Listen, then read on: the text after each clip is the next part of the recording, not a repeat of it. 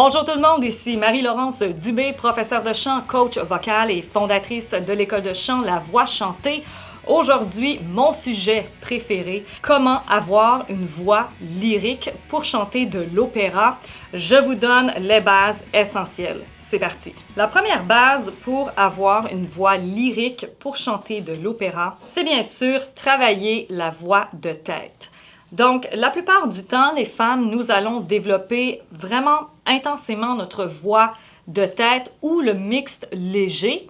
Pour les hommes, nous allons développer aussi la voix de poitrine et le falsetto. Si vous êtes mezzo-soprano, comme moi, ou contralto, nous allons développer, oui, une résonance un peu plus poitrine, une voix un peu plus assumée dans les basses et médiums, mais ça n'empêche pas d'avoir des aigus puissants.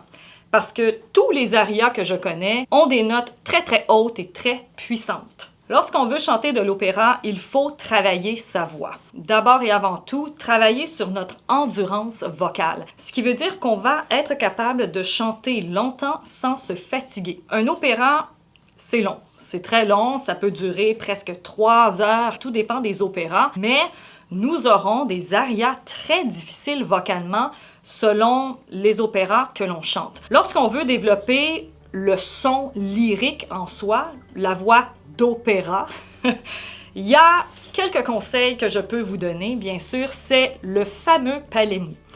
On en a parlé souvent, soulève le palais mou, pense à ton palais mou. Rappelons-nous que le palais mou va jouer un rôle sur la couleur de notre voix. Plus le palais mou va être abaissé, il ne sera pas abaissé complètement, mais plus il est relevé, plus il donne ce son rond. D'où le son particulier d'une voix d'opéra. Donc, il y a plusieurs autres techniques qu'on va intégrer dans cette même technique, dont le subbing.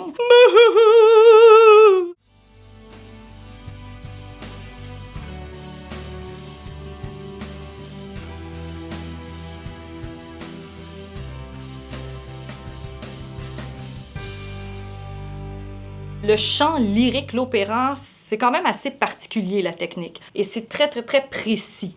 Donc, ça peut prendre 10 ans, 20 ans avant de vraiment maîtriser le potentiel de sa voix.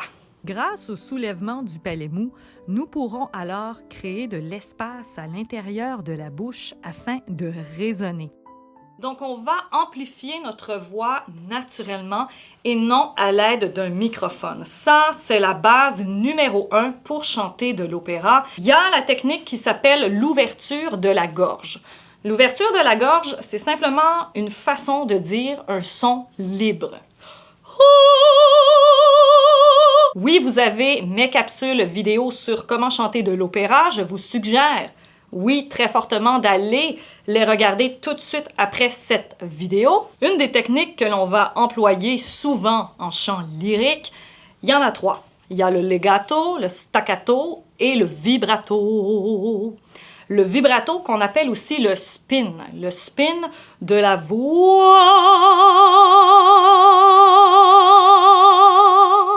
Legato qui veut dire lier, donc on lie les voyelles et les mots ensemble. Et c'est ce qui donne la musicalité. Ce qui est important à travailler lorsqu'on veut développer une voix lyrique, c'est la rondeur, la couleur du son qu'on va donner à sa voix. Les voyelles sont beaucoup plus rondes.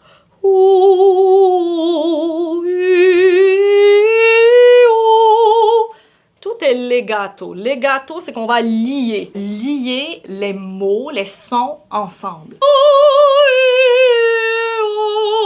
Un de mes livres que j'ai lu et relu, bon, il est en anglais, ça s'appelle How to Sing, Lily Lehman.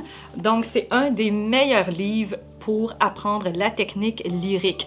Donc, si vous êtes à l'aise de lire en anglais, vraiment, c'est un livre complet, disponible sur Amazon et dans toutes les librairies. Le deuxième livre que j'ai pour vous, c'est les 24 chansons italiennes et arias. C'est vraiment une compilation des arias, des chansons italiennes que vous allez travailler dans vos premières années de chant lyrique. Il contient tous les arias italiens essentiels. Moi, j'ai medium high voice.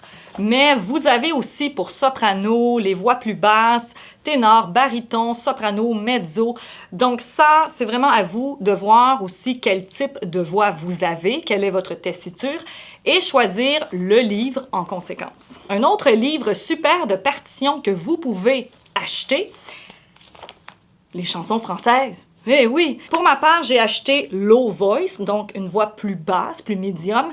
Il y a Medium et High Voice aussi. Dans ma version à moi, il y a vraiment les plus belles chansons françaises. On a Georges Bizet, on a du Fauré, on a Gounod et j'en passe, Martini, Ravel, Satie.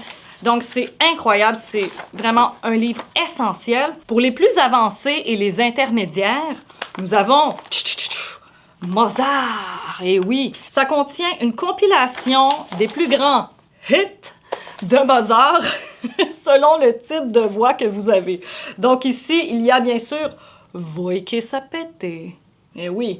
Et bien sûr, Parto Parto. Et ce qui est génial, c'est qu'on voit là que j'ai travaillé beaucoup, mais on voit que j'ai travaillé en détail, quand même assez intensément, la partition de la Clémence de Titus.